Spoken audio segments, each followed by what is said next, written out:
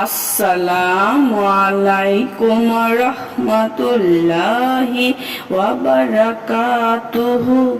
সুপ্রিয় সম্মানিত দর্শক শ্রোতা, আশা করি মহান রব্বুল আলামিনের দয়ায় আপনারা সকলেই ভালো আছেন। সুপ্রিয় সম্মানিত দর্শক শ্রোতা, আজকে হযরত আব্দুল্লাহ ইবনে ওমর রাদিয়াল্লাহু তাআলা আনহু থেকে একটি ঘটনা বর্ণনা করব। ঘটনার শিরোনাম হচ্ছে শৈশবের ঘটনা।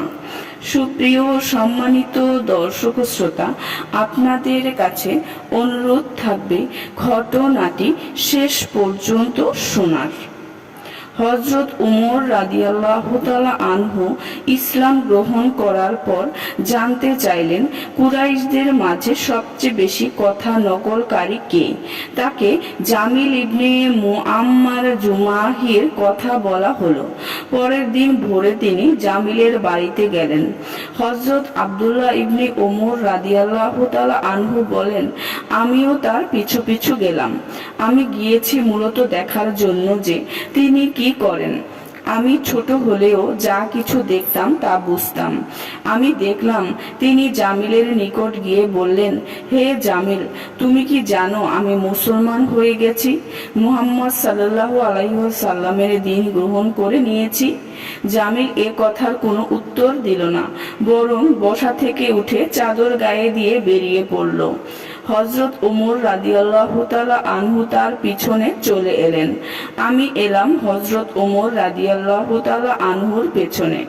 জামিল হারামের দরজায় দাঁড়িয়ে উচ্চ আওয়াজ বলল, হে কুরাইশ সম্প্রদায়, তোমরা কান পেতে শুনে নাও, ওমর ইবনুল খাত্তাব বেদিন হয়ে গেছে।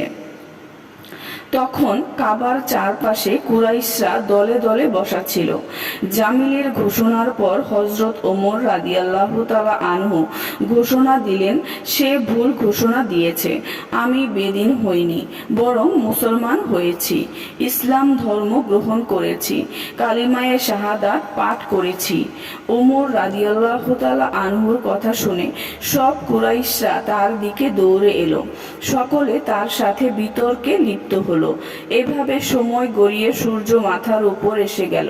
হযরত ওমর রাদিয়াল্লাহু তাআলা আনহু ক্লান্ত হয়ে বসে পড়লেন। সব মুশরিকরা তার মাথার উপর দণ্ডায়মান। হযরত ওমর রাদিয়াল্লাহু তাআলা আনহু বলেছিলেন, তোমাদের মন যা চায় করতে পারো। আমি আল্লাহর শপথ করে বলছি, আমরা মুসলমানদের সংখ্যা 300 হয়ে গেছি। তোমরা আমাদের জন্য মক্কা ছেড়ে চলে যাবে, অন্যথায় আমরা তোমাদের জন্য মক্কা ছেড়ে চলে যাব। তোমাদের বিতর্ক চলাকালীন এক বৃদ্ধ কুরাইশি সামনে এলো, যার পরনে ইয়ামানি চাদর আর দামি পোশাক ছিল। সে জানতে চাইল, তোমাদের কি হয়েছে? উপস্থিত লোকেরা বলল, ওমর বেদিন হয়ে গেছে। বৃদ্ধ বলল, এ নিয়ে তোমরা হইচই লাগিয়েছ? আরে বাদ দাও এসব দরবার। একজন নিজের জন্য একটা বিষয় পছন্দ করেছে, এটা তার স্বাধীনতা, সে যা ইচ্ছা গ্রহণ করবে। তোমরা তার কাছে কি কৈফিয়ত চাচ্ছ? তোমরা কি ভেবেছ বনু আদি ওমরকে তোমাদের নিকট এভাবে ছেড়ে দিয়েছে? তোমরা তাকে ছেড়ে এখান থেকে চলে যাও। হযরত ইবনে ওমর রাদিয়াল্লাহু তাআলা আনহু বলেন, আল্লাহর শপথ। ওই বৃদ্ধ লোক কথা বলার পর সকলেই চলে গেল।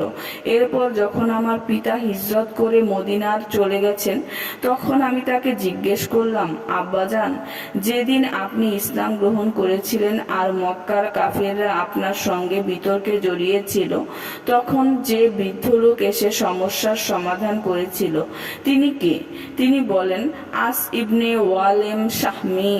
সুপ্রিয় সম্মানিত দর্শক শ্রোতা, আজকের ঘটনাটি এই পর্যন্তই। ঘটনাটি যদি ভালো লেগে থাকে অবশ্যই চ্যানেলটি সাবস্ক্রাইব করবেন, লাইক করবেন, কমেন্ট করবেন এবং বেশি বেশি শেয়ার করে দিবেন। সবাই ভালো থাকবেন। আল্লাহ হাফেজ।